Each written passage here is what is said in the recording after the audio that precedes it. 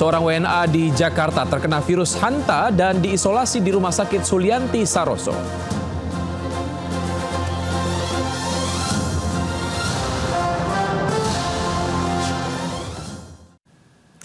Halo pemirsa, selamat siang. Saya Wiki Adrian. Inilah seputar iNews Siang. Ledakan besar terjadi saat tim pemadam kebakaran tengah melakukan pendinginan di area kebakaran gudang oli di Gunung Putri, Kabupaten Bogor. Warga panik karena lokasi gudang sangat dekat dengan permukiman warga.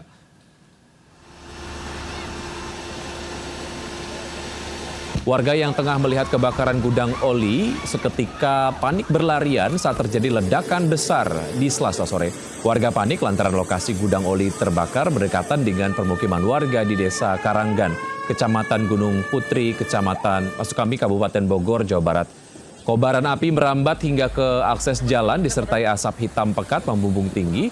Warga yang rumahnya cukup dekat dengan titik api berupaya memindahkan barang berharga. Dugaan sementara kebakaran terjadi saat pegawai tengah memanaskan oli untuk memisahkan kandungan air.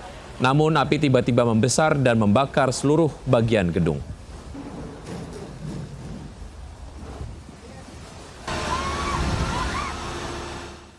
Mahkamah Konstitusi menolak gugatan Undang-Undang Ibu Kota Nusantara. Dengan demikian, keputusan tersebut menegaskan bahwa hingga kini Ibu Kota Indonesia tetap Jakarta.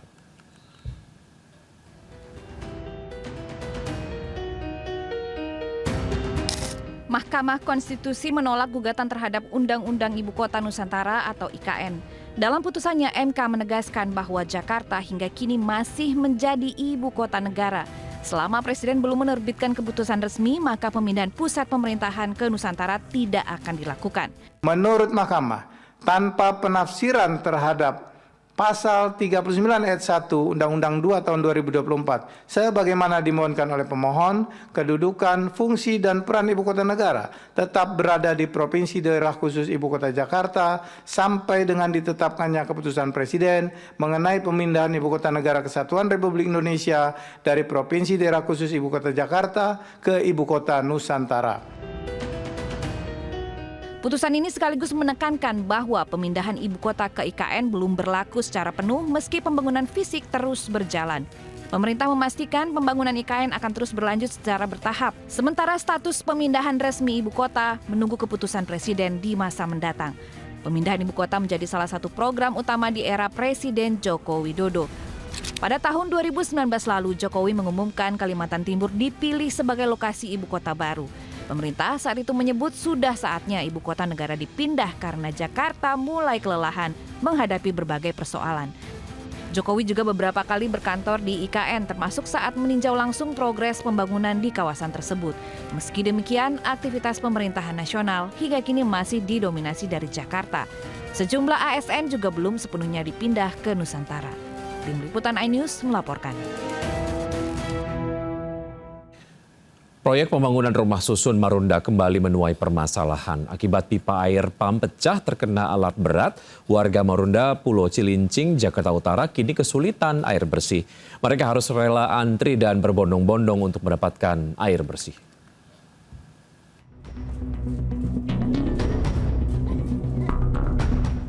Menggunakan botol galon, warga berbondong-bondong mendapatkan air bersih dari toran lalu dibawa pulang di Kampung Marunda, Pulau Marunda, Cilincing, Jakarta Utara. Warga mengaku harus bersusah payah mendapat air bersih dampak pecahnya pipa pam yang mengalirkan air bersih ke permukiman akibat terkena alat berat proyek pembangunan Rusun Marunda. Kondisi ini sudah dirasakan warga selama 3 hari sejak Minggu sore kemarin. Warga mengeluhkan karena aktivitas mereka terganggu, mulai dari mencuci pakaian hingga berjualan. Airnya susah ya Bang, orang mati, jadi kita ngangkutin tiap hari. Sejak apa sih Bu? Sejak Minggu sore, habis asar kejadiannya. Repot banget Bang, ngangkutin nih pakai ember, yang apa yang ada aja. Nyusahin warga, tahu nggak? Ibu sempat ada yang terganggu aktivitas kayak dagang atau gimana? Ya terganggu banget, saya aja nggak dagang udah berapa hari nih. Warga berharap perbaikan pipa pam bisa cepat selesai agar tidak menyulitkan warga. Sementara hingga kemarin, perbaikan masih dilakukan petugas dampak patahnya pipa terkena alat berat. Dari Jakarta, Sofyan Firdaus melaporkan. Pemirsa, kasus hantavirus kembali membuat geger Indonesia. Baru-baru ini RSPI Sulianti Saroso Jakarta membenarkan seorang WNA saat ini sedang menjalani isolasi di rumah sakit tersebut.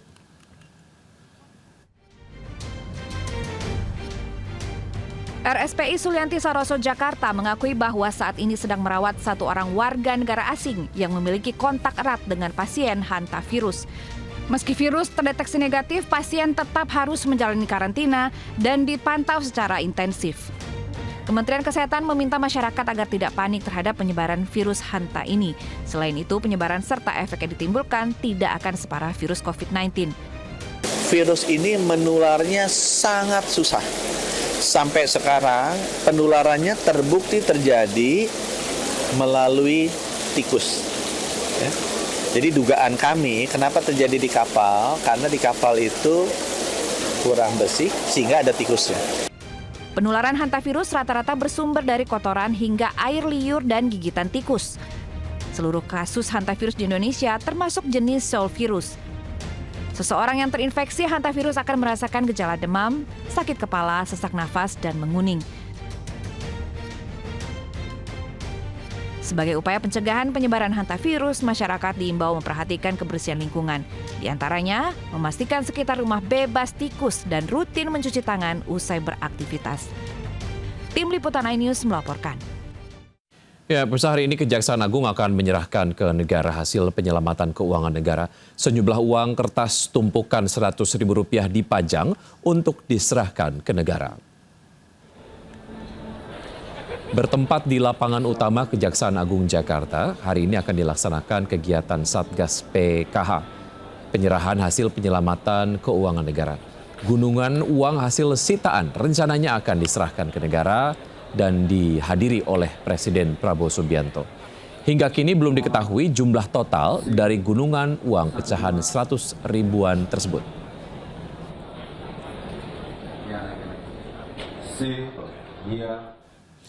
Nilai tukar rupiah semakin jeblok, bahkan kemarin tembus di 17.500 per dolar Amerika. Dampaknya pun langsung terasa hingga harga obat, terutama obat-obatan impor, naik bertahap.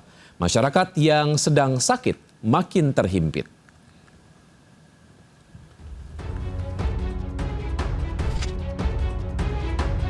Saat ini sedang berada di Pasar Pramuka, tepatnya di Pasar Farmasi atau toko obat yang berada di sini untuk memastikan, mengkonfirmasi apakah ada kenaikan harga obat atau tidak. Sejak awal tahun, harga obat-obatan naik bertahap seiring terus melemahnya rupiah terhadap dolar Amerika. Di Pasar Obat Pramuka, Jakarta Timur, kenaikan harga paling terasa pada obat-obatan jenis vitamin yang naik 7 hingga 8%. Dari biasanya satu box harga Rp200.000, sekarang Rp215.000. Beberapa harga obat impor juga naik 5%. Pabrik obat menaikkan harga rata-rata 2 kali dalam 1 tahun. Kondisi ini dikeluhkan masyarakat, terutama mereka yang mau tidak mau harus membeli obat karena menghadapi sakit. Kalau dalam 1 tahun itu bisa naik harga itu bisa 2-3 kali ada kenaikan harga. Karena kita di sini masyarakat yang menengah biasa atau menengah ke bawah itu di sini kita lumayan cukup tertekan juga ya. Apalagi kita di sini pedagang, kita juga nggak mau ngasih harga yang tinggi karena kalau ngasih harga yang tinggi juga kasihan untuk yang beli gitu. Industri farmasi menjadi salah satu sektor paling terdampak pelemahan rupiah karena sebagian besar bahan baku obat masih impor. Sejak awal tahun, nilai tukar rupiah makin jeblok, bahkan kemarin jebol di atas 17.500 per dolar Amerika atau melemah 4% sejak 1 Januari 2026.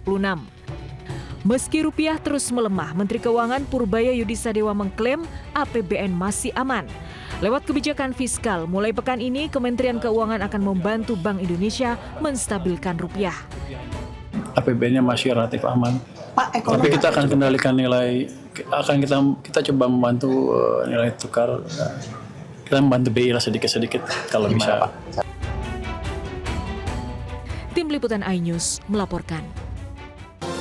Terima kasih Anda masih bergabung bersama kami. Pemirsa, ular king cobra sepanjang 3 meter gegerkan petugas saat ditemukan akan masuk ke salah satu toilet di gedung Balai Besar Teknologi Kekuatan Struktur atau B2TKS BRIN, Setu, Tangerang Selatan, Banten. Kemunculan ular berbisa tinggi itu pun membuat panik orang-orang yang ada di lokasi. Warga yang juga pecinta reptil ini berusaha menarik ekor ular king cobra besar sepanjang 3 meter saat akan masuk ke salah satu toilet gedung B2TKS BRIN, Setu, Tangerang Selatan. Sebelumnya kemunculan ular dengan bisa tinggi ini mengejutkan petugas yang tengah berjaga di lokasi. Warga pun bergerak cepat dan berusaha mengevakuasi ular agar tidak melukai orang-orang yang berada di lokasi. Evakuasi berjalan dramatis karena king cobra melakukan perlawanan bahkan berusaha menyerang.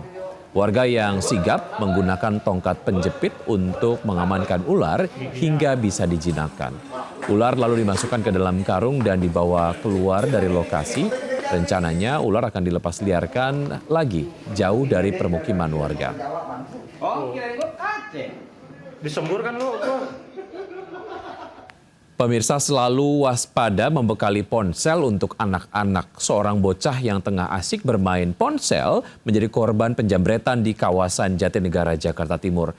Bahkan korban yang mempertahankan ponselnya sempat terbawa pelaku hingga korban terjatuh di jalan dan terluka.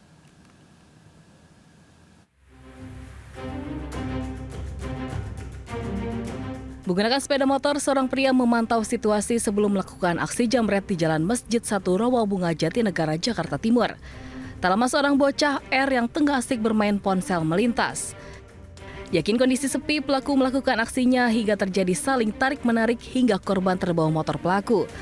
Saat terjadi aksi tarik-menarik, ponsel terjatuh ke jalan sehingga gagal dibawa kabur pelaku. Sementara korban terjatuh dan mengalami luka ringan. Sadar aksinya gagal, pelaku pun melarikan diri. Masih kegantungan di motor karena refleksnya itu dia saking nganenin HP-nya, oke itu udah tepuk apa jatuh dua-duanya, ketindihan tuh anak motor. Kemudian juga pikiran tuh HP-nya ke bawah, kemudian junduk tuh lalu apa udah jatuh dipungut teman-teman saya tuh. Petugas mengimbau bagi orang tua untuk waspada saat anak membawa ponsel, terutama ketika beraktivitas di lingkungan jalan yang sepi. Dari Jakarta, Rio Manik, iNews melaporkan. Nekat membawa kabur mobil milik tetangganya, seorang bocah tabrak pohon hingga kendaraan ringsek di Probolinggo, Jawa Timur. Pemilik mobil sempat berteriak hingga warga sempat terlibat kejar-kejaran sebelum kecelakaan terjadi. Sama dua ini. Bener sama mamanya yang berhubung ada orang itu bilang maling. Mobil ini ringsek usai menabrak pohon di kawasan Gedung Sasana Krida Keraksaan Probolinggo. Sebelumnya mobil dikejar warga usai diketahui dibawa kabur seorang bocah GKC 13 tahun dari kawasan Pajarakan. Hasil pemeriksaan, bocah nekat mengambil kunci mobil milik tetangganya lalu mengemudikannya. Pemilik yang mengetahui kejadian ini lalu meminta tolong warga hingga dilakukan pengejaran. Di hadapan orang tuanya, bocah mengaku mengalami gangguan dalam pikiran dan kini tengah dirawat dokter. Tanya pengakuan si pelaku ini ada dia ini sama kawannya diomongin. Ayo katanya kamu bisa nyetir mobil. Itu kan sudah pegang kontak. Akhirnya dia betul-betul nyalakan mobil itu. Ketika dia mengeluarkan mobil dari rumah korban mengetahui dan teriak. Bocah sempat dibawa ke Polsek Keraksaan untuk menjalani pemeriksaan. Namun karena masih di bawah umur, kasus dilimpahkan ke unit PPA Polres Probolinggo Kota. Dari Probolinggo, Jawa Timur, Hana Purwadi, iNews melaporkan. Pemirsa, marak penjualan miras meresahkan, ratusan warga menggeruduk warung remang-remang di kawasan pusat Pemkab Tangerang, Banten. Sempat terjadi kericuhan saat ada seorang pelanggan yang datang memprovokasi warga. Kericuhan terjadi di tengah upaya warga menggeruduk warung remang-remang di pusat Pemkab Tangerang, Banten. Ricuh pecah saat seorang pria diduga pelanggan warung remang-remang tersebut memprovokasi warga dengan menerobos sambil menyalakan mesin mobil dengan keras. Warga tersulut emosi nyaris menghakimi pengendara mobil meski akhirnya bisa dicegat oleh aparat polisi yang berjaga. Aksi warga menggeruduk warung remang-remang karena resah dengan banyaknya penjualan miras di lokasi ini, bahkan kerap terjadi keributan. Sementara itu di Bandung, Jawa Barat, puluhan bangunan liar di Jalan Ekman depan Poltekkes Bandung dibongkar paksa oleh Gubernur Jawa Barat Deddy Mulyadi. Saat pembongkaran, petugas menemukan puluhan miras di dalam lapak pedagang. Selama puluhan tahun, bangunan liar ini berdiri di atas trotoar dan mengganggu kenyamanan pejalan kaki. Sedikitnya 50 lapak liar dibongkar. Pedagang mendapatkan uang kompensasi 2 juta per pedagang.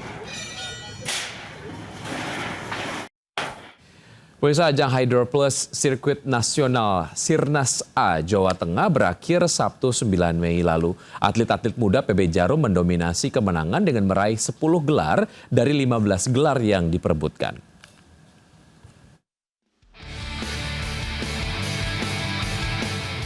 Tuan rumah PB Jarum menyabet juara umum di ajang Hydroplus Sirkuit Nasional atau Sirnas A Jawa Tengah Open 2026 di Gor Jarum Jati Kudus. Atlet-atlet muda PB Jarum mendominasi kemenangan dengan meraih 10 gelar juara dari 15 gelar yang diperebutkan sepanjang 4 hingga 9 Mei 2026. 5 gelar diraih dalam laga all final, yaitu di nomor ganda remaja putra, tunggal taruna putri, ganda taruna putra, ganda taruna putri, dan ganda dewasa campuran. Sementara 5 gelar lainnya diraih dengan permainan impresif para atlet PB Jarum. Salah satunya tunggal dewasa putri Sausan Dwi Ramadhani yang tampil impresif di 3 game dan mengalahkan Angelia dari pelatnas.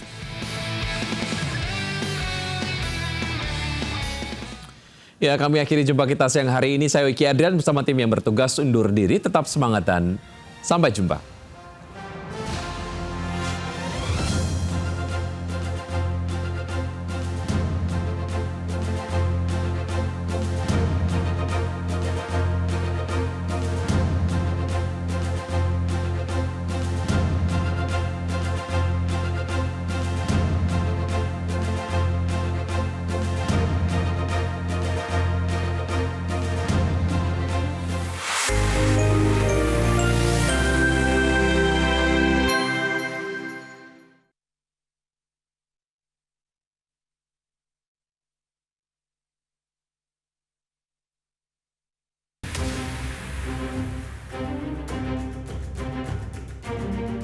Menggunakan sepeda motor, seorang pria memantau situasi sebelum melakukan aksi jamret di Jalan Masjid 1 Rawabunga Jatinegara, Jakarta Timur.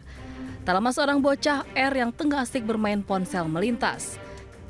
Yakin kondisi sepi, pelaku melakukan aksinya hingga terjadi saling tarik-menarik hingga korban terbawa motor pelaku. Saat terjadi aksi tarik-menarik, ponsel terjatuh ke jalan sehingga gagal dibawa kabur pelaku. Sementara korban terjatuh dan mengalami luka ringan.